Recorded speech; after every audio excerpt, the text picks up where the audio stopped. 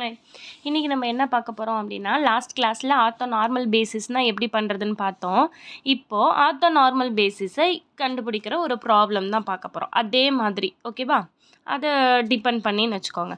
இப்போ பாருங்கள், அப்டைன்ட் இன் இந்த ப்ராப்ளம் என்ன சொல்கிறாங்க, obtained in ortho normal basis for B2. அப்போ P2க்கு நான் என்ன பண்ண போகிறேன், ஒரு ஆர்த்தோ நார்மல் பேசிஸ் வந்து கண்டுபிடிக்க போகிறேன். ஓகேவா, the spaces of all real polynomial of degree at most 2. P2னா என்ன, பாலினாமியல் ஆஃப் டிகிரி 2, அதுதான் இங்கே சொல்கிறாங்க. சரியா, இன்னர் ப்ராடக்ட்டை எப்படி டிஃபைன் எப்படி கண்டுபிடிக்கணுங்கிறத சொல்லிட்டாங்க. P1 P2வை எப்படி டிஃபைன் பண்ணணும், இன் P2வில் அவங்க ஒரு இன்னர் ப்ராடக்ட்டுக்கு டிஃபைன் கொடுத்துருக்காங்க. எப்படி 0 to 1 இந்த P1 P2வையும் மல்டிபிள் பண்ணுறது தான். ஓகேவா, புரிஞ்சிச்சா என்ன பண்ணோன்னு.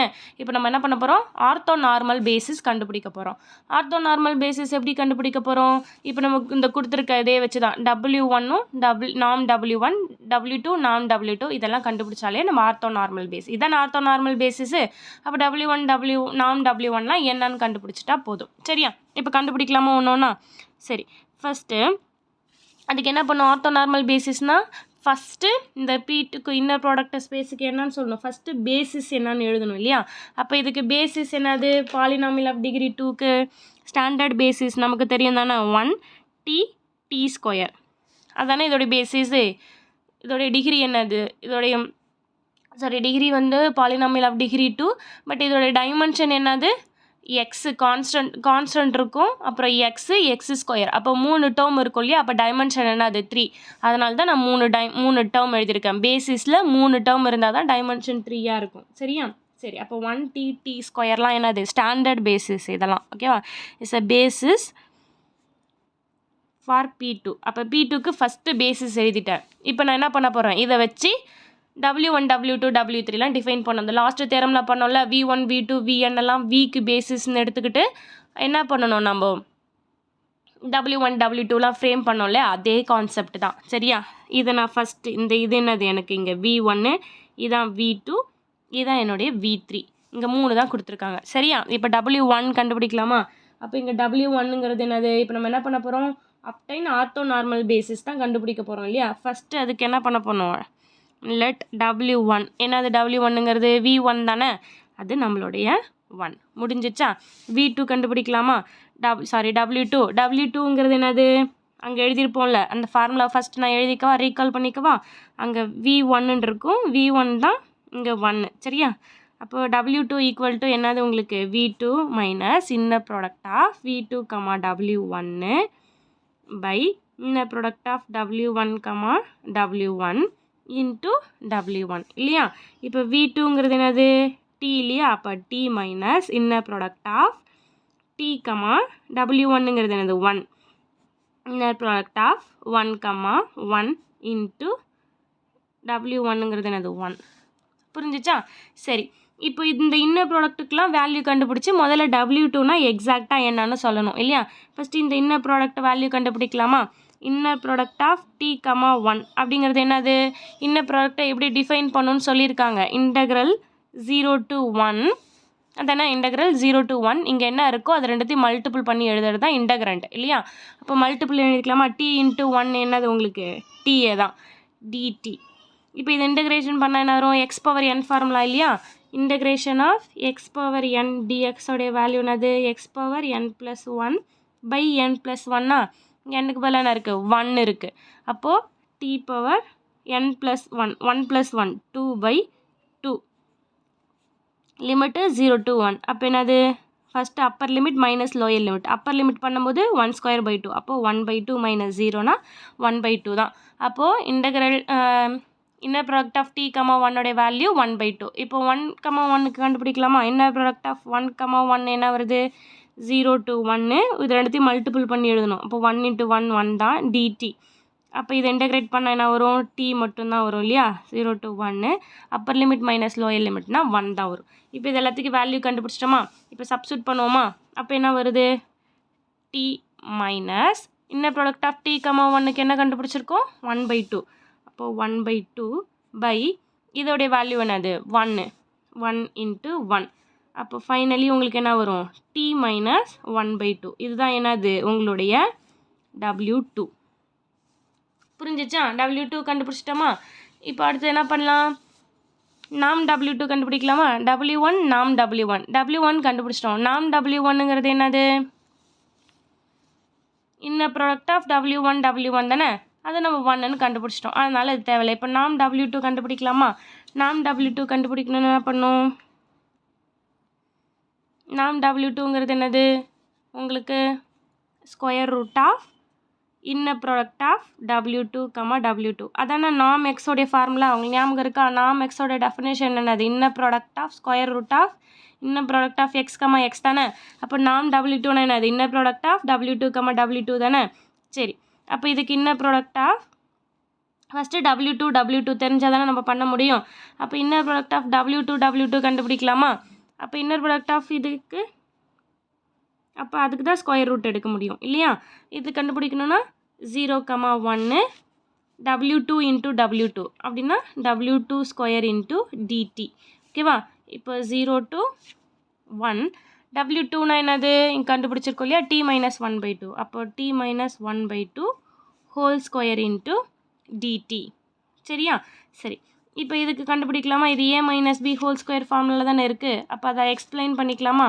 அப்போது T ஸ்கொயர் ப்ளஸ் B ஸ்கொயருங்கிறது 1/4 minus 2 times of A into B. ஓகேவா? Into DT. புரிஞ்சிச்சா என்ன பண்ணியிருக்கோன்னு?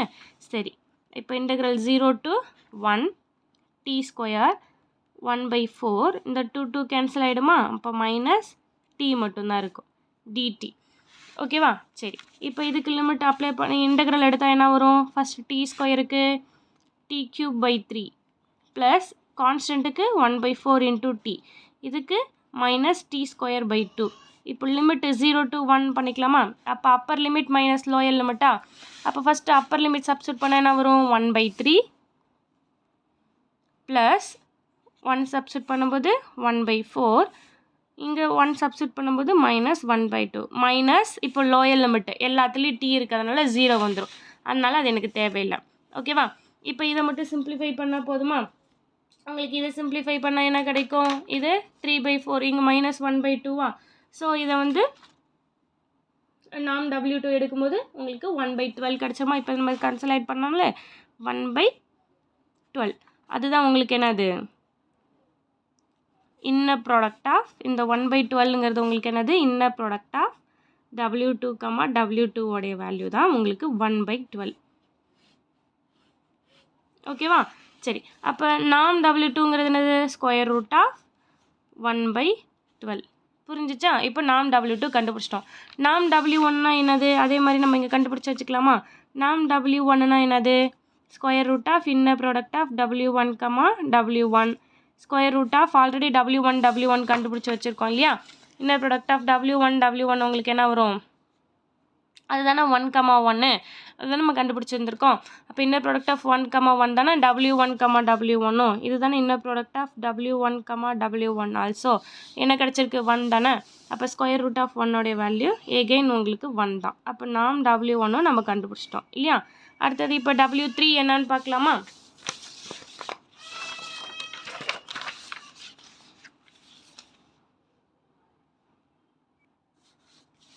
ஓகே, இப்போ W3க்கு அதே மாதிரி நமக்கு டெஃபினேஷன் தெரியும் தானே, அதை எழுதலாமா? இப்போ இங்கே W2க்கு எழுதணும்ல, அதே மாதிரி இப்போ W3க்கு எழுதலாமா? அப்போ W3க்கு எழுதுனா உங்களுக்கு என்ன தெரியும்? ஃபார்முலா ஆல்ரெடி அந்த லாஸ்ட் கிளாஸ் வீடியோலேயே இருக்குது, அதையே போய் பாருங்கள். W1, W2, W3லாம் என்னென்னு ஜஸ்ட் ஃபார்முலா இங்கே இன்னொரு தடவை எழுதிக்கவா? என்னது? V3 minus inner product of V3, W2 by inner product of W2 into W2 minus V3, W1 by inner product of W1, W1 into W1. ஓகேவா? புரிஞ்சிச்சா? இப்போ இதுக்கெல்லாம் வேல்யூ சப்ஸ்டியூட் பண்ணிக்கலாமா? அப்போ V3ங்கிறது என்னது நமக்கு இங்கே? T ஸ்கொயர் இல்லையா? அப்போது T square minus inner product of T square, W2 by inner product of W2 நம்ம ஆல்ரெடி கண்டுபிடிச்சிருக்கோம். என்னது? இங்கே கண்டுபிடிச்சோம் இல்லையா? 1/12 இல்லையா? அந்த 1/12 எழுதிக்கலாமா? அப்போது 1/12 இன்ட்டு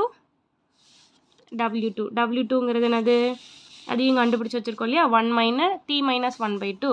அப்போது t minus 1 by 2 minus inner product of v3ங்கிறது என்னது t square w1 by இதோடைய வேல்யூ 1 அதையும் கண்டுபிடிச்சிட்டோம் இன்ட்டு w1ம் 1 தான் இல்லையா. இப்போ நம்ம கண்டுபிடிக்கிறது தேவையானது என்னது இந்த t ஸ்கொயர் w2ஓட இன்னர் ப்ராடக்ட்டும் t ஸ்கொயர் w1ஓட இன்னர் ப்ராடக்ட்டும் தான் கண்டுபிடிக்கணும். அது கண்டுபிடிச்சினாலே நமக்கு w3 கிடச்சிரும். அப்போ ஃபஸ்ட்டு t ஸ்கொயர் w1க்கான இன்னர் ப்ராடக்ட் என்னன்னு கண்டுபிடிக்கலாமா. சரி, அது கண்டுபிடிக்கணும்னா என்னது இன்டெக்ரல் 0 to 1 இது ரெண்டுத்தையும் மல்டிபிள் பண்ணணும். t square into w1 dt. w1ங்கிறது என்னது 1 தானே, அப்போ ஜஸ்ட்டு t ஸ்கொயர் தான் ஈக்குவல் டு இன்டெக்ரேட் பண்ணால் பை 0 1 அப்பர் லிமிட் பண்ணால் 1/3 அவ்வளோதான். இது கண்டுபிடிச்சாச்சு. இப்போ இது கண்டுபிடிக்கலாமா. t square w2 integral 0 to 1 t square into w2 dt இல்லையா. இப்போ 0 to 1 t ஸ்கொயர் w2 உடைய வேல்யூ என்னது நம்ம ஆல்ரெடி கண்டுபிடிச்சி வச்சுருக்கோம் இல்லையா, t minus 1/2. அப்போது t minus 1/2 இன்ட்டு dt. இப்போ 0 to 1 உள்ளே மல்டிபிள் பண்ணிக்கலாமா. இதை உள்ளே மல்டிபிள் பண்ணால் உங்களுக்கு என்ன வரும் t³ minus t square by 2 into dt. Integrate பண்ணலாமா. அப்போ ஃபஸ்ட்டு டேர்ம் பண்ணும்போது t⁴/4 மைனஸ் t³/3 ஆல்ரெடி 2 இருக்கிறதுனால 3 2s 6 0 to 1 அப்போ என்னது 1/4 மைனஸ் 1/6 மைனஸ் வந்து உங்களுக்கு என்ன கிடைக்கும் 0 இல்லையா. சரி, இப்போ இதை எடுத்து கிராஸ் மல்டிபிள் பண்ணால் உங்களுக்கு என்ன வந்துடும் 1/12. இதோடைய வேல்யூ t ஸ்கொயர் w2 ஓட இன்னர் ப்ராடக்ட் வேல்யூ. இப்போ எடுத்துகிட்டு போய் இதில் சப்ஸ்டியூட் பண்ணலாமா. இதில் போய் சப்ஸ்டியூட் பண்ணால் உங்களுக்கு என்ன வரும் w3 ஈக்குவல் டு ஃபஸ்ட்டு என்னது t ஸ்கொயரா t square minus inner product of இந்த வேல்யூ நம்ம என்ன கண்டுபிடிச்சிருக்கோம் 1/12. இப்போ 1/12 பை ஆல்ரெடி ஒரு 1/12 இருக்குது into t minus 1/2 minus t square w1ஓட வேல்யூ இங்கே இருக்குது 1/3 1/3 பையில் 1 இன்ட்டு 1 அதானே இருக்குது. அவ்வளோதான். சரியா, இப்போ இதை சிம்பிளிஃபை பண்ணலாமா. இதில் எடுத்து கேன்சல் பண்ணிடலாமா. ரிமைனிங் என்ன இருக்குது t square minus t minus 1/2 minus இதோடைய வேல்யூ என்னது ஜஸ்ட் 1/3 தான், இதெல்லாம் 1ங்கிறதுனால இல்லையா. இப்போ மைனஸ் உள்ள மல்டிபிள் பண்ணிக்கலாம். Minus t plus 1/2 minus 1/3. அப்போ உங்களுக்கு என்ன கிடைக்குது t square minus t plus 1/6. இதுதான் உங்களோட என்னது w3ஓடைய வேல்யூ. இப்போ w3 கண்டுபிடிச்சிட்டோமா. w3 கண்டுபிடிச்சோன்னா என்ன வரும் நாம் w3 கண்டுபிடிக்க வேண்டியதான். ஓகேவா. அப்போ நாம் w3ங்கிறது என்னது நாம் w3ங்கிறது square root of w3, w3. ஓகேவா. சரி, இப்போ ஃபஸ்ட்டு நம்ம இப்போ என்ன பண்ணிக்கணும் w3, w3 தானே கண்டுபிடிக்கணும். w3 inner product of w3 அப்படின்னா 0 to 1 w3 square into dt. 0 to 1 w3 square w3ஓடைய வேல்யூ என்னது t ஸ்கொயர் மைனஸ் 1/t சரி t square minus t plus 1/6 whole square into dt. இப்போ இதில் ஜஸ்ட் என்ன பண்ணிக்கலாம் a மைனஸ் b ஃபார்மேஷனில் கூட நீங்கள் பண்ணிக்கலாம். ஓகேவா.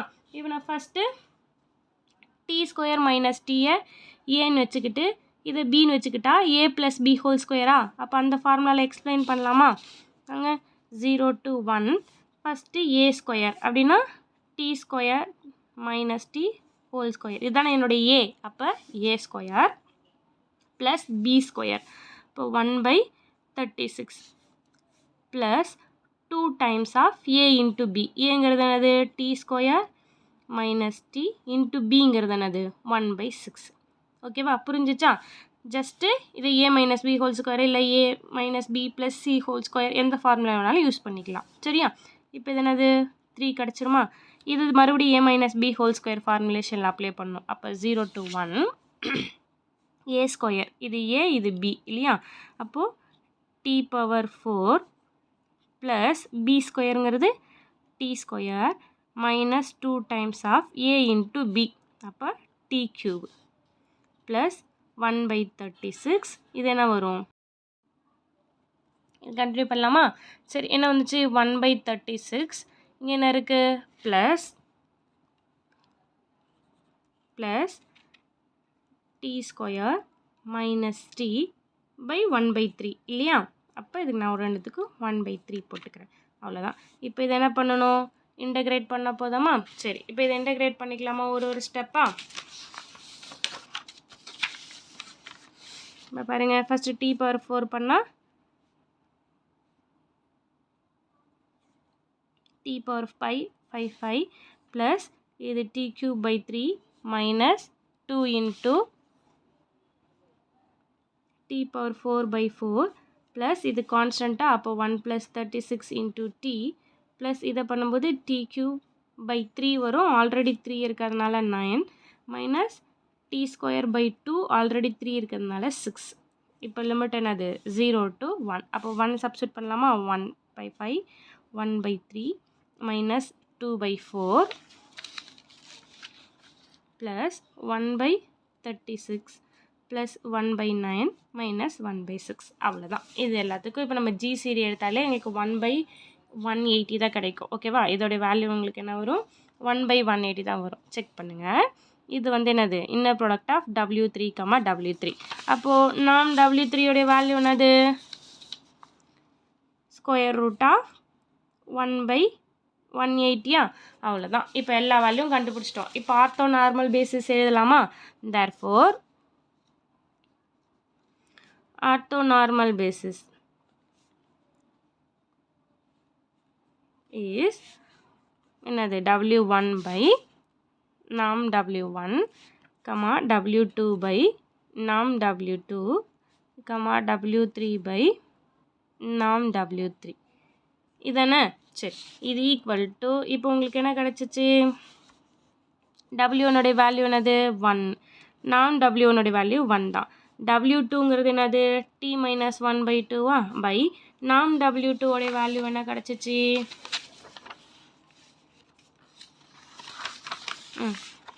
நாம் W2ங்கிறது T மைனஸ் 1/2. நாம் W2ங்கிறது ஸ்கொயர் ரூட் ஆஃப் 1/12. இப்போ ஸ்கொயர் ரூட் ஆஃப் 1/12. அடுத்தது W3ன்னு உங்களுக்கு என்ன கிடச்சிச்சு? இங்கே எழுதியிருக்கோம் இல்லையா? அப்போ W3ங்கிறது உங்களுக்கு என்னது? T square minus T plus 1/6. இப்போது T square minus T plus 1/6 by நாம் W3ங்கிறது என்னது? அதான் ஸ்கொயர் ரூட் ஆஃப் 1/180 இல்லையா? இதுதான் ஆர்த்தோ நார்மல் பேசிஸ். இதை நம்ம ஷார்ட்கட்டில் கூட என்ன எழுதிக்கலாம்னா, சிம்பிளிஃபை பண்ணோன்னா 1, இது டினாமினேட்டரில் இருக்கிறதுனால நியூமரேட்டருக்கு போயிடுமா? அப்போ எப்படி எழுதிக்கலாம்? √12 இன்ட்டு டி மைனஸ் 1/2.